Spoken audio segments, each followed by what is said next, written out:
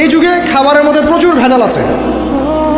চেষ্টা করতে হবে ম্যানুফ্যাকচার্ড খাবারগুলো বাদ দিয়ে হোমমেড যে ফুডগুলো আছে, হোমমেড ফুড মানে বাসায় যেগুলো আমরা তৈরি করি, ফ্রেশ হাইজেনিক ফুডগুলো খাওয়ার চেষ্টা করতে হবে। স্পেশালি বাচ্চাদের ব্যাপারে সতর্ক থাকতে হবে। বাচ্চাদেরকে, তরুণদেরকে এমন কোনো খাবার খাওয়া যাবে না যে খাবারটা খেলে আপনি অসুস্থ হয়ে যান, আপনার স্ট্যামিনা কমে যায়, আপনি ফিজিক্যালি দুর্বল হয়ে পড়েন। এটা খুব খেয়াল রাখবেন। খাবার এই যে আপনারা যে গ্রামাঞ্চলে থাকেন, আপনারা সৌভাগ্যবান একদিক থেকে যে আপনারা ফ্রেশ খাবার উৎপন্ন করে খেতে পারেন। শেষ জামানায় খাবারের মধ্যে খুব ভেজাল আসবে, এটা বিভিন্ন হাদিস দিয়ে মেলানো যায়, আমি ওদিকে যাচ্ছি না। কনক্লুশন বললাম, শেষ জামানায় খাবারের প্রচুর ভেজাল আসবে। তো এই ভেজালগুলো থেকে দূরে থাকতে হলে আমাদেরকে হাইজেনিক ফুডের দিকে ফোকাস করতে হবে এবং প্রোডাক্ট খাবার উৎপন্ন করে খেতে পারলে খুব বেশি ভালো হয়। না পারলে রুট লেভেল থেকে খাবার নিয়ে আসতে হবে।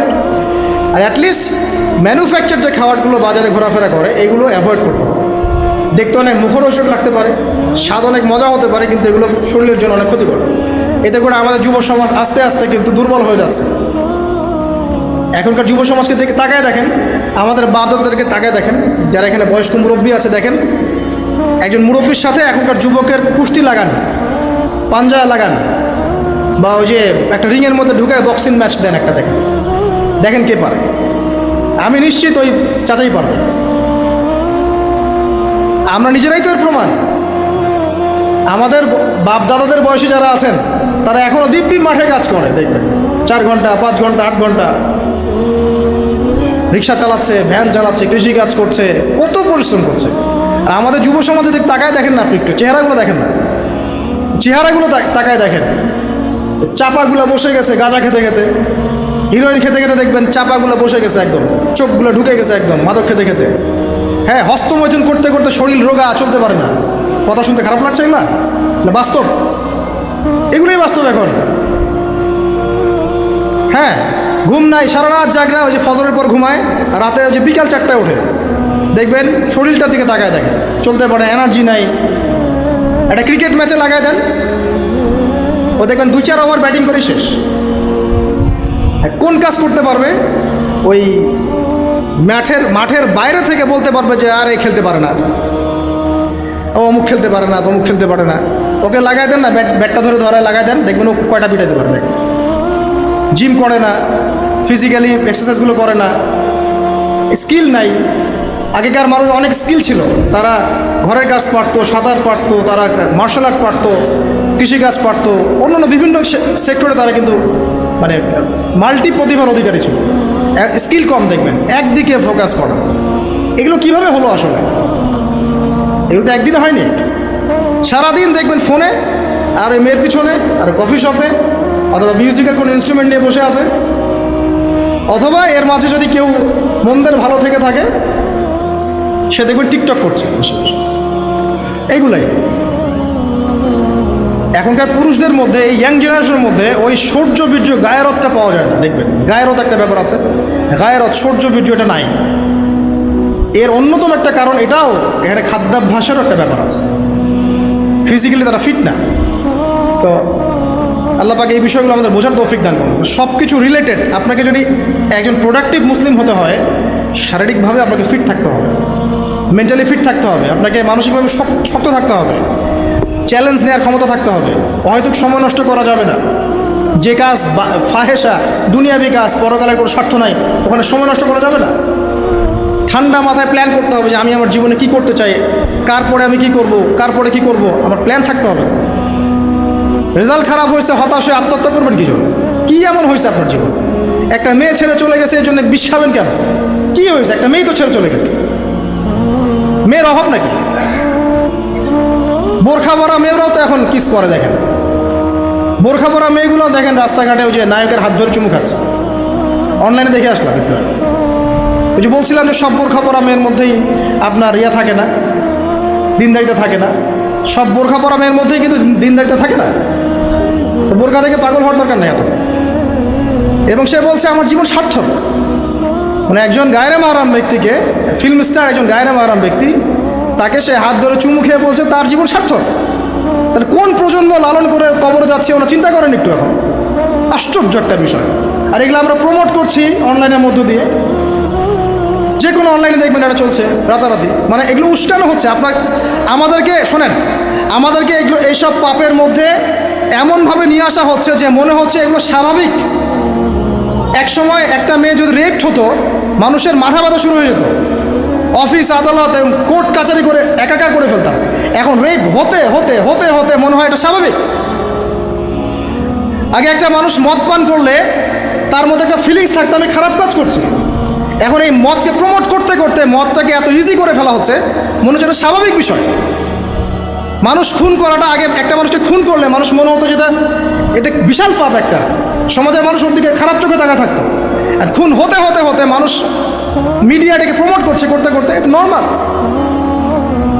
এই পাপগুলোকে নর্মাল করে ফেলার ট্রেন্ডটা মিডিয়ার মধ্যে দিয়ে করা হয়েছে, স্বাভাবিকভাবে নেওয়া হচ্ছে সব কিছু। গার্লফ্রেন্ড বয়ফ্রেন্ড অ্যাফেয়ার্সকে আগে মানুষ লুকায় লুকায় করতো, চিঠি দিলেও লুকায় লুকায়, যেটা কেউ জানতে না পারে। এখন ওপেন রাস্তায় সব, মানে এটা নর্মাল করে ফেলা হচ্ছে। আরও যে কী হবে সামনে আল্লাহ ভালো জানেন। সুবহানাল্লাহ, যারা বড় বড় শহরগুলোতে থাকি তাদের তো মানে দিন শুরু হয় আল্লাহ নাফরমানি দিয়ে, আর রাত আসে মানুষের গজব দিয়ে, মানুষের অভিশাপ দিয়ে। মেয়েরা আগে যদি বেপর্দায় চলতো লজ্জা করতো, একটা লজ্জাবোধ ছিল, যে একটা লজ্জা লাগতো যে না আমি খারাপভাবে চলছি, মানুষ আমাকে দেখছে কেমন লাগছে। এখন দেখবেন ও গেঞ্জি পরে হাঁটছে, কোনো ফিলিংসই নাই, স্বাভাবিক। নর্মাল করে ফেলা হচ্ছে এগুলো সব কিছু। এক ছোটো ছোটো মেয়েগুলোকে রেপ করা হচ্ছে, ছোটো ছোটো বাচ্চা মেয়ে, দেখবেন কয়দিন পর এটাও স্বাভাবিক হয়ে যাবে। প্রতারণা, আগে মানুষ প্রতারণা করলে মানুষ মনে করতো যে আমাকে মানুষ প্রতারক মনে করতে পারে, একটা চক্ষু লজ্জা কাজ করতো। এখন সেই চক্ষু লজ্জা নাই, নর্মাল। ঘুষ নেওয়াটাকে মানুষ মনে করতো আগে যে কেউ জানতে পারলে হয়তো সমস্যা, মানে নর্মাল, এখন নিতেই পারে, ঘুষ ছাড়া হবে না তোমার জব। করাপশনে মানুষ গেলে মানুষ ভয় করতো, যদি জেনে যায় আমার চাকরি থাকবে না। এখন নর্মাল, ও বড় করাপ্টেড, তার চেয়ে ছোটোটা আরেকটু কম, তার চেয়ে ছোটোটা আরেকটু কম, একটা চক্র সব কিছু। এভরিবডি ইনভলভ এগুলোর মধ্যে, টপ টু বটম সবাই ইনভলভ। এরকম সিচুয়েশনে আমরা কিভাবে দিন নিয়ে পালন করবো যদি শক্ত না হই? সব চলে যাচ্ছে আজ থেকে, সব চলে যাচ্ছে। একটা সময় ছিল একজন মুসলিম ব্যক্তিকে অন্যায়ভাবে মেরে ফেলবে, একজন মুসলিম নারীকে অন্যায়ভাবে রেপ করবে, মানুষ চিন্তাই করতে পারবে। একজন মুসলিম নারীর সম্ভ্রম বাঁচানোর জন্যে এই ভারতবর্ষে সশস্ত্র যুদ্ধ হয়েছে বিন কাসিমের নেতৃত্বে, একটা মেয়ের ইজ্জত বাঁচানোর ইস্যুকে কেন্দ্র করে। এখন লক্ষ লক্ষ মুসলিম মেয়ের ইজ্জত নষ্ট করা হচ্ছে, কারো কোনো ফিলিংস নাই, স্বাভাবিক। একটা রাষ্ট্রদূতকে হত্যা করেছিল তাবুক যুদ্ধের সময়, নবী সাল্লাল্লাহু আলাইহি ওয়াসাল্লাম 30,000 সৈন্য নিয়ে ধাওয়া করেছিলেন। এত বড় সাহস আমার রাষ্ট্রদূতকে হত্যা করো? এখন সারা বিশ্বে লক্ষ লক্ষ মুসলিম হত্যা করা হচ্ছে, কারো কোনো ফিলিংস নাই। মানে আমি বুঝাতে যাচ্ছি আপনাদেরকে, সব কিছুকে নর্মাল করে ফেলা হয়েছে। কয়দিন পর দেখবেন ছেলে নর্মালি বিয়ে করে ফেলবে। দেখেন এখন একটু চক্ষু লজ্জায় কাজ করে যে আমি সমকামী, মানুষ কি মনে করবে? আস্তে আস্তে দেখবেন এমন সময় আসবে ও মনে করবে যে নর্মাল। সব কিছুকে এই মিডিয়ার মধ্যে দিয়ে নর্মাল করা হচ্ছে। এসব মিডিয়াগুলো ইউজ করা থেকেও দূরে থাকা উচিত। আল্লাহ পাক আমাদেরকে হেফাজত করুন, আমিন। আসুন, ফজরের সালাতের কথা বলছিলাম, আমি অনেক দূরে চলে গেছি। জাস্ট পড়েন, ফজরের নামাজ পড়েন, সময়টা কাজে লাগান। আমি বলছি সময়গুলোকে কাজে লাগান। ফজরের পর খাওয়া দাওয়া করবেন, রাসূলের সুন্নাহ মতো খান, ইবাদত হবে ইনশাআল্লাহ। এরপরে আপনি কিছুটা সময় এক্সারসাইজ করেন, খেলেন, মাঠে গিয়ে খেলেন, কোনো সমস্যা নাই। ওই টিকটক চালানোর চাইতে, পর্ন দেখার চাইতে মাঠে গিয়ে খেলেন। মাঠে ফুটবল খেলেন আধা ঘন্টা, বা ক্রিকেট খেলেন, বা এমন কোনো খেলা খেলেন যে খেলাটাতে আপনার শারীরিক কসরত হচ্ছে, তাও খেলেন। অথবা এগুলোতে সুযোগ না থাকলে আপনি চলে যান জিমে গিয়ে জিম করেন, ফিজিক্যালি কাজ করেন। অথবা মাঠে গিয়ে আপনার বাবাকে সাহায্য করেন, আপনার বাবা যে গেছে মাঠে তাকে সাহায্য করেন। আল্লাহ পাক আমাদেরকে তৌফিক এনায়েত করুন, আমিন। ফিজিক্যালি ফিট থাকার চেষ্টা করা হোক। এরপরে আসেন, সকাল 10টার দিকে যখন চলে আসবো আমরা, তখন আমরা চেষ্টা করব 2 রাকাত চাশতের নামাজ পড়ার জন্য, বা সলাত দুহা যেটাকে বলা হয়। সলাত দুহা যে ব্যক্তি পড়বে তার রিজিকে আল্লাহর পক্ষ থেকে বরকত নেমে আসবে ইনশাআল্লাহ। এরপর কি করবেন? এরপর আমরা হয় কেউ যাব স্কুলে, কেউ কলেজে, কেউ হয়তো অফিসে, কেউ ব্যবসায়। আর আমরা এখন সবাই আমাদের এক কর্মক্ষেত্রে যাব। যারা শিক্ষাক্ষেত্রে যাব, স্টুডেন্ট হিসেবে তারা চেষ্টা করব কি, আমরা চেষ্টা করব যে আমরা যে জ্ঞানটা অর্জন করছি এই জ্ঞানটাকে যেন ইসলামের কল্যাণে কাজে লাগাতে পারি। আপনি জেনারেল লাইনেই পড়েন আর মাদ্রাসা লাইনেই পড়েন, একই নসিহত। আর যারা মাদ্রাসা লাইনে পড়বেন, সকালবেলা উঠে মাদ্রাসায় যাবেন, তারা নিঃসন্দেহে আল্লাহর বাছাইকৃত বান্দা, সৌভাগ্যবান বান্দা। তাদের উচিত হবে না দিনের জ্ঞানটাকে দুনিয়ার জন্য ব্যয় করা। তাদের উপর বেশি দায়িত্ব পড়তে হবে যে তারা যেন দিনের জ্ঞানটাকে দিয়ে আল্লাহর জমিনে দিনটার প্রচার এবং প্রসার ঘটায়। আল্লাহ পাক তাদেরকে কবুল করুন, আমরা দোয়া করি। তো পড়াশোনা করতে যারা যাব আমরা এই চিন্তা করে যাব। যারা পড়াতে যাব তারাও চিন্তা করব যে এমন কিছু শেখাবো যেটা শিখলে আমার স্টুডেন্টের পরকালটা টিকবে, দুনিয়াতেও কল্যাণ হবে, পরকালটাও টিকবে ইনশাআল্লাহ। জেনারেল নলেজগুলো খুব ইম্পর্টেন্ট। ইসলামিক নলেজগুলোর সাথে সাথে আমাদেরকে অবশ্যই ইংরেজি বলেন, সায়েন্স বলেন, এই যে আপনার ম্যাথামেটিক্স বলেন, পলিটিক্যাল সায়েন্স বলেন, জিও পলিটিক্স বলেন, ইকোনমিক্স বলেন, মেডিকেল সায়েন্স বলেন বা ইঞ্জিনিয়ারিং বলেন, এগুলো পড়তে হবে, জানতে হবে। না জানলে আমরা কি করব, আমরা কিন্তু বহির্বিশ্ব থেকে ছিটকায় চলে আসবো, আমরা কিন্তু ওদেরকে চ্যালেঞ্জ করতে পারবো না। তো এই জন্য কোরআন সুন্নাহর জ্ঞানের সাথে এই জ্ঞানগুলোও লাগবে। অতএব যে যেখানে পড়াশোনা করছেন অনেস্টির সাথে পড়াশোনা করেন, আপনার জ্ঞানটাকে ইসলামের কল্যাণে কাজে লাগানোর চেষ্টা করবেন ইনশাআল্লাহ। এটা গেল এডুকেশন সেক্টর। যারা আমরা ব্যবসায় যাব, রাতে তাহাজ্জুদ পড়েছি, ফজর জামাতে পড়েছি, ইশরাক পড়েছি, এখন কি ব্যবসায় গিয়ে মাপে কম দিব? ওখানে ইবাদত নাই, ওখানে ব্যবসায় মাপে কম দেওয়া যাবে না। ওখানে গিয়ে কি আমি মাল মজুত করব? ওখানে গিয়ে কি আমি মালের মধ্যে পণ্যে ভেজাল দিব, মিশাবো? একজন সৎ এবং অনেস্ট ব্যবসায়ী, নবীজি বলছেন সাল্লাল্লাহু আলাইহি ওয়াসাল্লাম, একজন সৎ এবং অনেস্ট ব্যবসায়ী কিয়ামতের মাঠে নবীদের সাথে থাকবে ইনশাআল্লাহ। আর যারা মাপে ভেজাল দিবে, পণ্যে ভেজাল দিবে, অন্যকে ঠকাবে, নবীজি বলছেন মান ওয়াশানা ফালাইসা মিন্না, যে ব্যক্তি মানুষের সাথে ধোঁকাবাজি করে, প্রতারণা করে, মাপে কম দেয়, ঠকায়, মজুত করে, জনগণকে কষ্ট দেয়, গভর্নমেন্টকে চাপে ফেলে, এরা আমাদের উম্মতের অন্তর্ভুক্ত। অতএব ব্যবসা করলেই যে পার পেয়ে যাবে এমন নয়। ব্যবসা করতে হবে করার মতো আমানতদারিতার সাথে, অবশ্যই মাপ ঠিক রাখতে হবে, মজুতদারি করা যাবে না, আমাদের পণ্যে ভেজাল মিক্স করা যাবে না, কৃত্রিম সংকট তৈরি করা যাবে না। এগুলো যদি করেন তাহলে আপনার নাম যেমন উম্মতে মুহাম্মাদি থেকে কাটা পড়ে যায়, দুনিয়াতে আল্লাহর পক্ষ থেকে দুইটা আযাব আসে। এক হচ্ছে ওই জনগণের মধ্যে, ওই জনসমষ্টির মধ্যে দুর্ভিক্ষ নেমে আসতে পারে এবং বৃষ্টিপাত বন্ধ হয়ে যেতে পারে। আরেকটা হচ্ছে ওই জনগণের উপরে জালেম শাসককে আল্লাহ পাক চাপিয়ে দিবেন। এটা আযাব কাদের কারণে আসলো? এক শ্রেণীর ব্যবসায়ীর কারণে আসলো। কিছু কিছু মানুষের ফলে সারা নেশন সাফার করে। যেমন এই যে যারা দেখবেন অনলাইন অফলাইনের মধ্যে অশ্লীলতা ছড়িয়ে বেড়াচ্ছে, নোংরামি, ফাহেসা, বেপরদামি এগুলো ছড়িয়ে বেড়াচ্ছে, এদের কারণে সমাজের মধ্যে এমন সব রোগ ব্যাধি আসবে যেগুলো আগে আমরা নামও শুনি নাই। এটা হাদিস।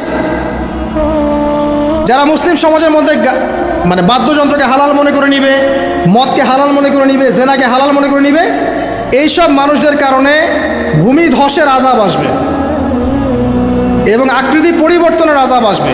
শেষ জামানার হাদিসগুলো পড়ে দেখেন। তো এখানে পাপ করছে এক শ্রেণীর মানুষ, ফলাফল ভোগ করছে সবাই।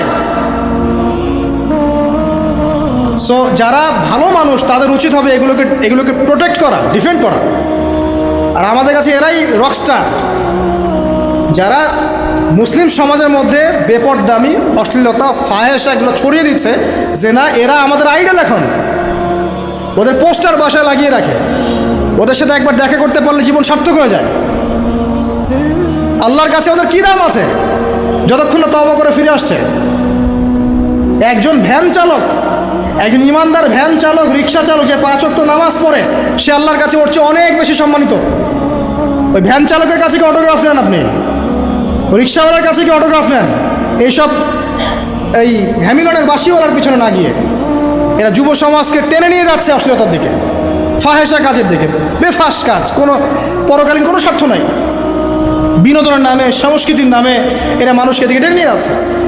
আর আমাদের যুব সমাজ, তোমাদেরকে আমি আইডল দেখাবো ইনশাল্লাহ পরের লেকচারগুলোতে। খালিদ বিন ওয়ালিদ তোমার আইডল, আলী ইবনে আবি তালিব তোমাদের আইডল, মুহাম্মদ সাল্লাল্লাহু আলাইহি ওয়াসাল্লাম তোমার আইডল, ইমাম হুসাইন তোমার আইডল, মোহাম্মদ বিন কাসিম তোমার আইডল, তারেক বিন জিয়াদ তোমার আইডল, ওমর ইবনুল খাত্তাব তোমার আইডল। আইডল খুঁজে পাও না তোমরা? তোমরা জীবনে আইডল খুঁজে পাও না, কাকে ফলো করবা? একজনের নাম বলবো, একজন অনলি, মুহাম্মদ সাল্লাল্লাহু আলাইহি ওয়াসাল্লামের পরে একজনের নাম যদি বলতে বলেন আমাকে, আলী রাদিয়াল্লাহু আনহুর জীবনী পড়ো যাও, আলী ইবনে আবি তালেব রাদিয়াল্লাহু আনহুর জীবনী পড়ো যাও, গিয়ে দেখো তোমার আইডল এখানে বসে আছে, লুকিয়ে আছে। তাদের আইডলের মধ্যে, তাদের মধ্যে ছিল ব্যক্তিত্ব, শৌর্যবীর্য, আনুগত্য, জ্ঞান, প্রজ্ঞা, দিন প্রতিষ্ঠার তামান্না, জিহাদ, এবং তারা বদর, উহুদ, খন্দক, খায়বার করেছেন। শেষ পর্যায়ে যখন তাদেরকে মৃত্যুবরণ করতে হয়েছে, তখনও তাদেরকে সামন থেকে কেউ আক্রমণ করতে পারে নাই, পিছন থেকে আক্রমণ করতে হয়েছে। বীরদেরকে কেউ সামন থেকে মারতে পারে না, পিছন থেকে মারতে পারে। আইডল খুঁজে পাও না তোমরা? মেসি তোমার আইডল, নেইমার তোমার আইডল, বলিউড হলিউডের নায়ক নায়িকা তোমাদের আইডল, সুবহানাল্লাহ, বাংলাদেশের নায়ক নায়িকা তোমাদের আইডল, যারা জীবনে কত পাপ করেছে তারা নিজেরাই জানে, ওদের বিবেকই ভালো করে জানে যে ওরা কত পাপ করেছে। তোমাকে বাইরের চাকচিক্য দেখে মনে হচ্ছে খুব সুন্দর সুশ্রী, ভিতরের কলিজাটা এদের কুৎসিত কালো। আলেম ওলামার কাছে এসে পড়ে থাকো, যারা বড় বড় ওলামায়ে কেরাম তাদের কাছে এসে পড়ে থাকো, তারা তোমাদেরকে পথ দেখাবে ইনশাআল্লাহ। আল্লাহ পাক বোঝার তৌফিক দান করুন। আমি আর লম্বা করছি না, শেষ করে দিচ্ছি ইনশাআল্লাহ। লেখাপড়া এবং ওয়ার্কের বিষয়গুলো বলছিলাম যে আমরা যারা লেখাপড়া করব, প্রফিটিক লাইফস্টাইল করতে হলে এবং প্রোডাক্টিভ মুসলিম হতে হলে লেখাপড়াটা করতে হবে আল্লাহ সন্তুষ্টির জন্যে। চাকরি বাকরি, ব্যবসা বাণিজ্য যাই করে, কৃষিকাজ, সব কিছুর উদ্দেশ্য হবে কি? আল্লাহ সন্তুষ্টি অর্জন করে, এবং ওই ক্ষেত্রে সৎ থাকা, কাউকে না ঠকানো, মাপে কম না দেওয়া, দুর্নীতি না করা, ঘুষ না নেওয়া। তাহলে আপনার জীবনের প্রত্যেকটা কাজই কি হবে? ইবাদত হিসেবে গণ্য হবে ইনশাআল্লাহ তাআলা। শেষ করার আগে আমরা জোহরের ওয়াক্তে চলে আসছি। আপনি আপনার জব সেকশনে কাজ করছেন, নামাজের ওয়াক্ত হলো, নামাজ পড়ে নেবেন। আচ্ছা, নামাজের আগে আপনি 4 রাকাত সুন্নত পড়বেন, শেষে 2 রাকাত। চেষ্টা করবেন দিনে 12 রাকাত সুন্নত পড়ার জন্য। ফজরের আগে 2, জোহরের আগে 4, পরে 2, 6 আর 2 8, মাগরিবের পরে 2, এশার পরে 2। এই যে মোট 12 রাকাত সুন্নাহ যে ব্যক্তি নিয়মিত পড়বে, জান্নাতে আল্লাহ পাক তার জন্য একটা ঘর নির্মাণ করবেন ইনশাআল্লাহ তাআলা। প্রতিদিন একটা ঘর, প্রতিদিন একটা করে ঘর আপনি পেতে পারেন মাত্র 12 রাকাত নফল বা সুন্নাত আদায় করার মধ্য দিয়ে। জোহরের ওয়াক্ত চলে আসলো, আমরা যেখানেই থাকি, স্কুলে বা কলেজে, ইউনিভার্সিটিতে বা চাকরি ক্ষেত্রে, নামাজটা পড়ে নেব ইনশাআল্লাহ। এরপর আবার কাজে যান, কাজ করেন, লাঞ্চ করেন, খাওয়া দাওয়া করেন, আবার খাওয়ার সুন্নাহ ভুলে যান না। 7 পেট না, 1 পেট খাওয়ার, 1 পেট পানি, 1 পেট ফাঁকা, এবং হাইজেনিক ফুড, ম্যানুফ্যাকচার না। তারপরে যান, রেস্ট করেন, কাইলুলা যেটাকে বলে, 1 থেকে 1.5 ঘন্টা রেস্ট করেন, ঘুমান। তারপরে আপনি বিকাল সময়টা আবার আসরের নামাজ পড়েন, আপনার কর্মক্ষেত্রে কাজগুলো সারেন। সন্ধ্যায় আপনি আবার বাসায় ফিরে আসবেন। এই সন্ধ্যায় বাসায় ফিরে আসবেন, ফিরে আসার পরে মাগরিবের সালাত পড়লেন জামাতে। পড়ার পরে বিকেল টাইমটা, মাগরিবের আগে বিকেল টাইমটা আপনি ঘুরতে যান, পরিবারকে সময় দেন, বাচ্চাদেরকে সময় দেন, একটু দিনী ভাইদের সাথে বসেন, বা ওই সময় যদি কোনো হালাকা অ্যারেঞ্জ করা যায়, মসজিদ ভিত্তিক তালিমে বসেন, 2টা হাদিস পড়েন, কোরআন দার্স নেন, বা অনলাইনে কোনো লেকচার শুনেন, বা বই পড়েন, কিছু একটা করেন। আর পরিবারকে সময় দেন। পরিবারকে সময় দেওয়ার পর মাগরিবের ওয়াক্ত হয়ে যাওয়ার পরে, মাগরিবের নামাজ শেষ, ফজরের পর আপনি যে আমলগুলো করেছেন মাগরিবের পর, সেই আমলগুলো আবার করতে হবে, সেম কাজ। এভাবে করতে করতে দেখবেন 1 ঘন্টা চলে গেল। বাসায় গিয়ে আপনি পরিবারকে সময় দেন, আপনার অফিসের কাজ, হোমওয়ার্ক, স্কুলের কাজ, ইউনিভার্সিটির কাজ, এগুলো শেষ করেন। শেষ করার পরে আপনি রাতের খাবার খেয়ে নেন, খেয়ে নিয়ে আবার চলে আসেন মসজিদে, এশার নামাজ পড়েন, পড়ে বাসায় গিয়ে জাস্ট ঘুম, আর দেখা দেখি নাই। তখন আপনি আবার দেখবেন ফজর ওই 4টা 3টে উঠতে পারবেন, তাহাজ্জুদ পড়তে পারবেন, ফজর পড়তে পারবেন, আবার আপনার দিনটা লম্বা হবে ইনশাআল্লাহ। এভাবে 1 দিন 2 দিন না, সপ্তাহে 7 দিন, মাসে 30 দিন, বছরে 365 দিন যখন এই প্রজন্ম কাটাতে পারবে, আমরা কাটাতে পারবো, তখন আমাদের মুখে মানাবে দিন ইসলাম প্রতিষ্ঠার কথা। তার আগে আমাদের মুখে এসব কথা মানায় না। এখন আমাদের মুখে এসব কথা এখন মানাচ্ছে না, কারণ আমরা তো আমলই করছি না, আমাদের ঈমান আকীদা ঠিক নাই, আমাদের প্রফেটিক লাইফস্টাইলই তো নাই, নবী সাল্লাল্লাহু আলাইহি ওয়াসাল্লামের মতো লাইফস্টাইলই তো নাই আমাদের। তাহলে আমাদের দ্বারা কেমন করে দিনের পতাকা আল্লাহর জমিনে প্রতিষ্ঠিত হবে বলেন তো দেখি? এভাবে যখন একটা উম্মাহ গড়ে উঠবে, খুবই ডিফিকাল্ট, এটা কিন্তু অনেক বড় চ্যালেঞ্জ। আমি এটাই সবচেয়ে বিগ টাস্ক এখন, যে এই আমরা যারা আছি, আমাদের ইয়াং তরুণ প্রজন্ম, আমাদের মা বোন, বাচ্চা কাচ্চা এবং আমাদের বৃদ্ধ, সবাই মিলে যখন এইভাবে মুভ করবে, তখন দেখবেন একটা জাতি সকাল থেকেই সজাগ, সকাল থেকেই জাতি সজাগ। যেমন একটা চমৎকার একটা আইন করা হয়েছে না, রাত 8টায় সব বন্ধ, খুবই ভালো। কেউ অ্যাপ্রিসিয়েট করুক না করুক, আমি শুরুতেই বলেছি আলহামদুলিল্লাহ খুব ভালো। অ্যাটলিস্ট এখন 10টায় ঘুমাতে পারবো, তারপরেও দেখবেন 3টার আগে ঘুমাচ্ছে না। কিন্তু আপনি মদিনায় গিয়ে দেখবেন ফজরের পর থেকেই সব কিছু লাইভ, স্কুল কলেজ দোকানপাট অফিস সব ওপেন। কারণ আমাদের উম্মত, এই উম্মতের জন্যে ফজরের পরের সময়টাতেই বরকত রাখা হয়েছে। যে সময়টা আমরা পাই না, আমাদের সকাল হয় 11টায়, আমাদের সকাল হয় 10টায়, কর্মক্ষেত্র শুরু হয় 10টায়, এই জন্য সকাল ওই যে 5টা থেকে 10টা এই বরকতটা আমরা পাই না। এভাবে যদি আমরা নিয়মিত 24 ঘন্টা কাটাতে পারি, ওই যে আয়াতটা প্রথম বলেছি, ওয়ামা খালাকতুল জিন্না ওয়াল ইনসা ইল্লা লিয়াবুদুন, আমি জিন এবং মানুষকে শুধুমাত্র আমার ইবাদত করার জন্যই সৃষ্টি করেছি, এই আয়াতটার হক আদায় হবে ইনশাআল্লাহ। ব্যক্তি জীবন সুন্দর হবে ইনশাআল্লাহ, আমাদের পরিবারগুলো সুন্দর হবে ইনশাআল্লাহ, আমাদের যুব সমাজ একটা গতি পাবে, হ্যাঁ, এবং তারা প্র্যাকটিক্যাল বাস্তব বিষয়গুলোকে নিয়ে ব্যস্ত থাকবে, অবাস্তব অলিক জিনিসগুলোর পিছনে ছুটবে না। আমার সমাজটা সুন্দর হবে ইনশাআল্লাহ। আস্তে আস্তে দেখবেন উম্মার একটা বড় অংশ ইনশাআল্লাহ আযজা ওয়া জাল আগামী দিনগুলোতে দিনকে এগিয়ে নেওয়ার জন্য এবং দিনকে আল্লাহর জমিনে প্রতিষ্ঠার জন্যে শক্তি, মেধা, মনন, তাদের এনথুজিয়াজম সব কিছু আল্লাহর সন্তুষ্টির জন্য ঢেলে দেওয়ার প্রয়াস পাবে ইনশাআল্লাহ। তার আগ পর্যন্ত আসলে এগুলো শুধুমাত্র তাত্ত্বিক কথাবার্তা বলে লাভ নাই, প্র্যাকটিক্যালি যখন আমরা এগুলো করতে পারবো ইনশাআল্লাহ তাআলা, তখন দেখবেন সবার মধ্যে একটা ইমানের চেতনা জাগবে, ইমানি চেতনা জাগবে, আমল করার স্পৃহা বাড়বে, ঐক্য বাড়বে, কমিউনিটি বাড়বে, এবং আমাদের হৃদ্যতা বাড়বে, অ্যাক্টিভিটিস বাড়বে, হায়াতেও বরকত হবে, রিজিকেও বরকত হবে, দুনিয়া আখিরাত ইনশাআল্লাহ ভালো হবে। এবং দেখবেন অ্যাজ এ নেশন আমরা সবাই ভালো করবো ইনশাআল্লাহ তাআলা। বিশ্বের বুকে আমরা মাথা তুলে সত্যিকার অর্থেই দাঁড়াতে পারবো ইনশাআল্লাহ তাআলা। আল্লাহ পাক আমাদের সবাইকে তৌফিক ইনায়াত করুন, আমিন। আজকে আমি আর লম্বা করছি না, আকুলু কওলি হাযা আস্তাগফিরুল্লাহ লি ওয়া লাকুম ওয়া লিসাইরিল মুসলিমিন। বারাকাল্লাহু লানা ওয়া লাকুম বিল আয়াতিল হাকীম ইন্নাহু তাআলা জাওয়াদুন কারীম রাউফুর রহিম। আমরা আজকে যে আলোচনা শুনলাম, আল্লাহ পাক সবার আগে আমাকে আমল করার তৌফিক দান করুন, অতঃপর আপনাদের সবাইকে আমল করার তৌফিক দান করুন, আমিন। যারাই এই লেকচার শুনবেন তাদের সবাইকে আল্লাহ রাব্বুল আলামিন 24 ঘন্টার এই প্রফেটিক লাইফস্টাইল এবং প্রোডাক্টিভ মুসলিম হিসেবে নিজেকে প্রতিষ্ঠা করার তৌফিক আল্লাহ পাক সবাইকে এনায়েত করুন, আমিন। আল্লাহ পাক আমাদের তরুণ প্রজন্মকে কবুল করুন, তাদেরকে অশ্লীলতার পথ থেকে, ফাহেসা কাজকর্মের পথ থেকে, বিভ্রান্তের মতো জীবনের উদ্দেশ্যহীন একটা প্রজন্ম হয়ে যাওয়ার পথ থেকে আল্লাহ পাক হেফাজত করে আল্লাহ রাব্বুল আলামিনের তাওহীদ, তার দাসত্ব, তার ইবাদত, তার আনুগত্যের দিকে নিয়ে আসুন, আমিন। মুহাম্মদ সাল্লাল্লাহু আলাইহি ওয়াসাল্লামের যোগ্য উম্মাহ হিসেবে কবুল করুন, আমিন। আমাদের মা বোনদেরকে আল্লাহ পাক খাস পর্দা, সত্যিকার অর্থের পর্দা করার তৌফিক দান করুন। আল্লাহ রাব্বুল আলামিন আমাদের বাচ্চা কাচ্চা যারা আছে এদেরকে মুসলিমের মতো মুসলিম হিসেবে মানুষ করার তৌফিক দান করুন। আমাদের উম্মার মধ্যে আল্লাহ পাক ঐক্য দান করুন, একে অপরের হিংসা, বিদ্বেষ, গীবত, তহমত, কাদা ছড়াছড়ি যে অপসংস্কৃতি, এখান থেকে আল্লাহ পাক আমাদেরকে হেফাজত করুন, আমিন। পরিশেষে আমরা বলবো যে আল্লাহ পাক যাকে যেখানে দায়িত্ব দিয়েছেন সবাইকে সেখানেই দায়িত্ব সঠিকভাবে পালন করার তৌফিক ইনায়াত করুন, এবং আগামী দিনগুলোতে ইসলামের বিজয়ে আমাদেরকে ব্যক্তি, পরিবার, সমাজ এবং রাষ্ট্রীয় পর্যায় থেকে ভূমিকা রাখার তৌফিক দান করুন, আমিন। সুবহানাকা আল্লাহুম্মা বিহামদিক আশহাদু আল্লা ইলাহা ইল্লা আনতা আস্তাগফিরুকা ওয়া আতুবু ইলাইক। আসসালামু আলাইকুম ওয়া রাহমাতুল্লাহি ওয়া বারাকাতুহু।